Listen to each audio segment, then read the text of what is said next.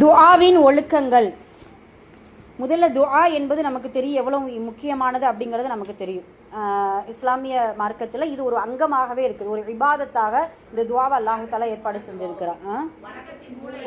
துஆவு முஹுல் இபாதா அப்படிங்கிறத நபி ஸல்லல்லாஹு அலைஹி வஸல்லம் அவர்கள் நமக்கு சொல்லி கொடுத்துருக்குறாங்க. சரி, அதில் சில ஒழுக்கங்கள் அதபுகளை நமக்கு இந்த பாடம் நமக்கு கற்பிக்கிறது. பாடம் 14 துஆவின் ஒழுக்கங்கள். 1, துஆவின் போது இரு கரங்களையும் உயர்த்துவது. ஒன்று நினச்சிக்கிறணும், இது ஒழுக்கங்களைத்தான் நமக்கு சொல்லி கொடுக்குறாங்க. ஆனால் இந்த மெத்தட் படி தான் துவா செஞ்சாதான் அல்லாஹ் ஏற்றுக்கொள்வானா அப்படிங்கிறதுல துவாவுக்கு நிபந்தனைகள் கிடையாது. சில உண்டு. அது என்னென்னா, இப்போ ஒன்று சொல்லுவோம் இல்லையா, ஒரு கலை. துவாவுங்கிறது ஒரு கலை. நம்ம இப்போ ஒரு யாசகர் நம்ம இடத்துல வந்து கேட்கக்கூடிய முறையின் அடிப்படையில் நம்ம கொடுக்கறதுக்கு மனசு வரும். அதே போல தான் அல்லாஹ்விடத்தில் கேட்கக்கூடிய சில முறைகள் உண்டு. ஆனால் அவன் எப்படி கேட்டாலும் என்ன செய்வான்? கொடுக்கக்கூடியவனாக இருக்கிறான். நம்ம அழைக்கத்தான் வேணும், அவன் பதில் கொடுக்கக்கூடியவனாக இருக்கிறான். ஆனால் இந்த ஒழுக்கங்களை கற்றுக்கொண்டால் உடனடியாக நம்மளுடைய துவா கபுலாவதற்கான ஒரு வாய்ப்புகள் உண்டு. அப்படிங்கிறதுக்காக நம்ம இந்த ஒழுக்கங்களை கற்றுக்கிற போகிறோம். துஆவின் போது இரு கரங்களையும் உயர்த்துவது. 2வது, துஆவின் போது கைகளை நெஞ்சுக்கு நேராக வைப்பது. சரிங்களா? ரசூல் ஸல்லல்லாஹு அலைஹி வஸல்லம் அவர்கள் இப்படி உயர்த்திருக்கிறாங்க. சரியா? ஹஜ்ஜத்துல் விதாவில் இப்படி உயர்த்திருக்கிறாங்க. பத்ருடைய போர்க்களத்துக்கு முன்னால் முதல் நாள் இரவு இப்படி தான் என்ன செஞ்சுருக்காங்க? கைகளை உயர்த்திருக்கிறாங்க. இப்படியும் உயர்த்தலாம், இப்படி என்ன செய்யலாம்? சேர்த்து கொண்டும் கேட்கலாம். ஆனால் இப்படி என்ன செய்யக்கூடாது? கேட்கக்கூடாதுன்னு இல்லை, ஒழுக்கங்கள் இதுதான். சரிங்களா? ஒழுக்கங்கள். ஓகேவா? சரி, ஹைர், அல்ஹம்துலில்லாஹ்.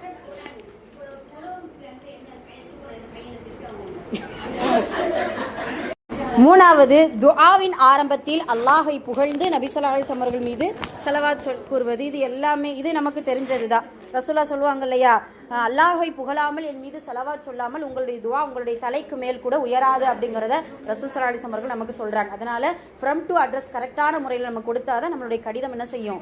போகும். இல்லைன்னா அந்த கடிதம் எங்கே போட்டோமோ அங்கே தான் இருக்கும்.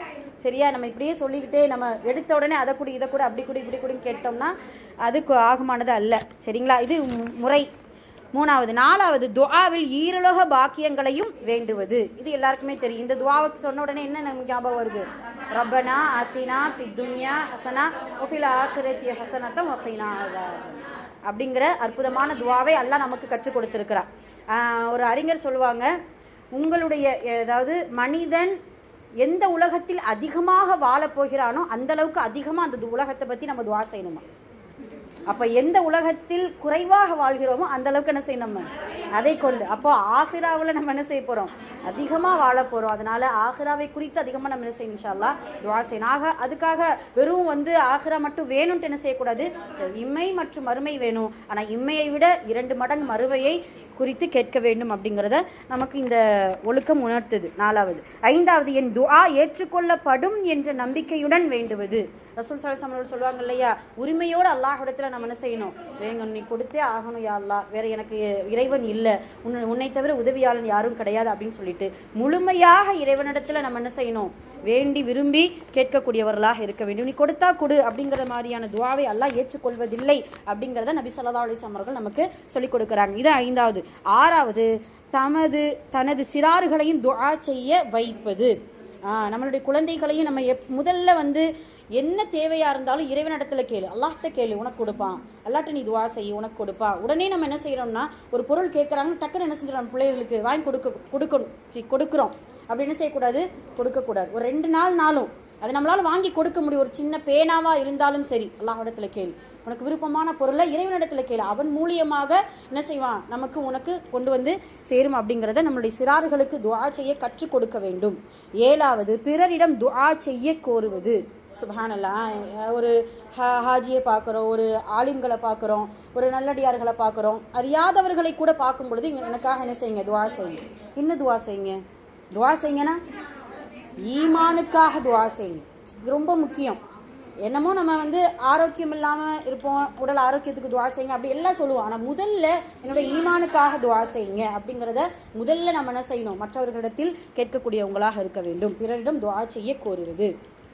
7வது. 8வது, துஆ ஏற்றுக்கொள்ளப்பட்டதை உணர்ந்தால் பின்வரும் துஆவை ஓதுவது. சுப்ஹானல்லாஹ்.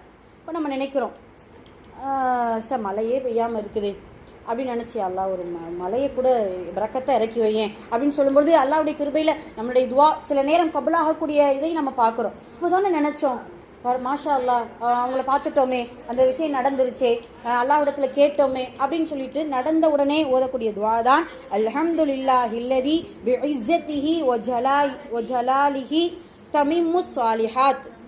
என்ன அர்த்தம் அப்படின்னா, இது எதுக்காக அப்படின்னா, ரைட்டா, தத்திம்மு சாலிஹாத். இது எதுக்காக அப்படின்னா, நம்ம துஆ கேட்ட உடனே ஒரு தற்பெருமை நம்மளுடைய வந்துடக்கூடாது. என்னன்னா, கேட்டு எல்லாம் கபுலாக்கிட்டா அது ஒன்று. அப்போ நம்ம கேட்டதுனால தான் எல்லாம் என்ன செஞ்சுட்டான், கொடுத்துட்டான், மலை இறக்கிட்டான், எல்லாருக்கும் உதவி வந்துடுச்சு அப்படிங்கிற மாதிரியான எண்ணங்கள் வரக்கூடாது. எல்லாமே அல்லாஹுடைய நாட்டம் தான். சரிங்களா? அல்ஹம்துலில்லாஹ், அல்லாஹ்விற்கு எல்லா புகழும். அல்லதி, அவன் எப்படிப்பட்டவன் என்றால், பிஇஸ்ஸத்திஹி, அவனுடைய இஸ்ஸத் கண்ணியத்தை கொண்டும், ஒ ஜலாலிஹி, அவனுடைய ஆற்றலை கொண்டும் பரிபூரணமான அல்லாஹ்விற்கே எல்லா புகழும். பரிபூரணமான அல்லாஹ்விற்கே எல்லா புகழும். மறுபடியும் தத்திம்மு ஸாலிஹாத், நன்மைகளை பரிபூரணமாக கொடுக்கக்கூடிய அவனுடைய ஆற்றலும் அவனுடைய இஸ்ஸத்தும் உடைய அல்லாஹ்விற்கே எல்லா புகழும்.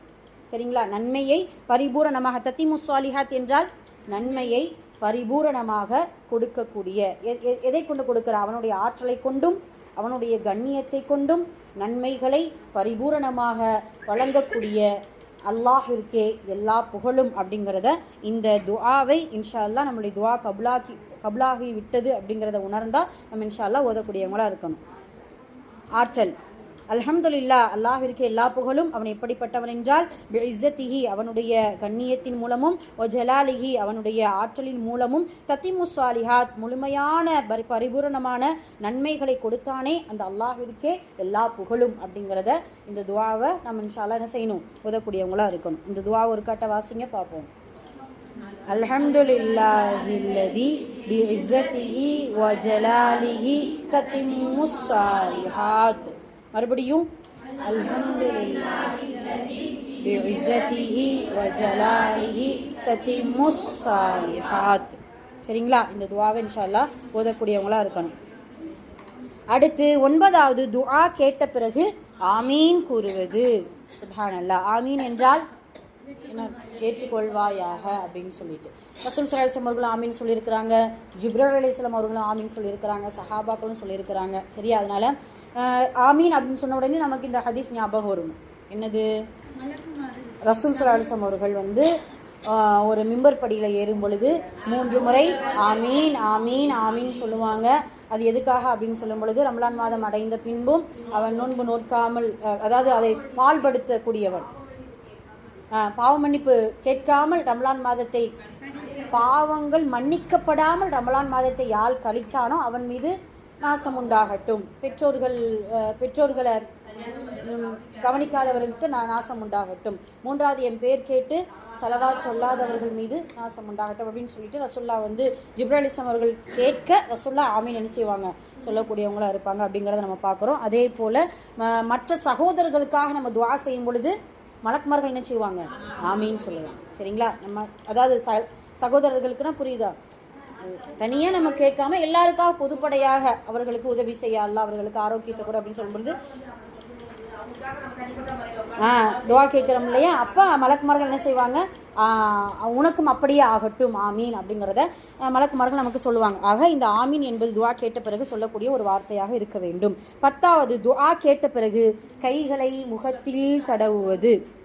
இது நம்ம என்ன செய்கிறோம், ஆனால் இது சுன்னத்தான முறையெல்லாம் கிடையாது, முஸ்தஹபு தான். ரசூல்லா இப்படி தடவுனாங்கிற எந்த ஆதாரமும் இல்லை. ஒரு பரக்கத்துக்காக நம்ம என்ன செய்கிறோம், உள்ளங்கையை தடவுறோம். சரிங்களா? ஓகே, ஹைர். 11 துஆவின் பயன் தெரியவில்லையானால் என்னுடைய துஆவெல்லாம் ஏற்றுக்கொள்ளப்படாது என்று கூறக்கூடாது. அதெல்லாம் நமக்கு தெரியும் இல்லையா, துஆ ஏற்றுக்கொள்ளக்கூடிய வகைகள் 3 இருக்கு. 1 அல்லாஹ் உடனடியாக ஏற்றுக்கொள்வான், 2வது தாமதப்படுத்துவான், 3வது மறுமையில கொடுப்பான். அப்ப நம்ம என்ன சொல்வோமா,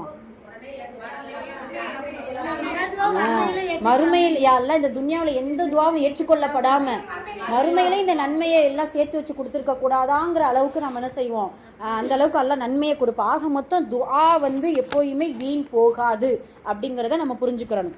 ஆக இந்த மாதிரியான வார்த்தைகளை சொல்லக்கூடாது. 12 சொல்லவும் கூடாது, உள்ளத்தாலும் என்ன செய்யக்கூடாது, நிராசை அடையக்கூடாது, இறைவனிடத்தில் கேட்டுக்கொண்டே இருக்கணும் அப்படிங்கிறத நமக்கு இந்த பாயிண்ட் உணர்த்துது. 12வது உலக வாழ்க்கையை வெறுத்து மரணத்தை வேண்டாமல் இருப்பது. சரிங்களா? சில நேரம் மனிதன் என்ன செய்யறான் அப்படின்னா அந்த சுச்சுவேஷனுக்கு தள்ளப்படுகிறான். அப்போ என்ன செய்யணும், அல்லாஹ்விடத்தில் எப்படி துவா செய்யணும்னா, யா அல்லாஹ் நான் வாழ்வதற்கு நன்மையாக இருந்தால் என்ன வாழச் செய், நான் மரணிப்பது நன்மையாக இருந்தால் என்னை நீ மரணிக்க செய். நம்ம ரியாது சாலிகள் அந்த துவா இருக்குது. அல்லாஹும்ம அஹ்யைனி என்று ஒரு மறந்து போச்சு, நல்லா இருந்துச்சு அந்த துவா. அதனால இந்த மாதிரியான வார்த்தைகளை நாம் என்ன செய்யக்கூடாது, துவாவில் வைக்கக்கூடாது, கேட்கக்கூடாதுங்கிறத சொல்கிறாங்க. அவ்வளோதானா? சரி, ரைட், ஓகே, சரி, முடிஞ்சிருச்சு. சரி, இந்த 12 ஒழுக்கங்களையும் இன்ஷா அல்லாஹ் நம்மளுடைய துவாவில் கடைபிடிக்கக்கூடியவர்களாக இருக்க வேண்டும். அதன் மூலியமாக அல்லாஹ் தஆலா நம்முடைய துவாவை இன்ஷா அல்லாஹ் அங்கீகரிக்கக்கூடியவனாக இருக்கிறான் அப்படிங்கிறத நம்ம கவனத்தில் எடுத்துக்கிறோம். சரி, ஓகேங்கம்மா.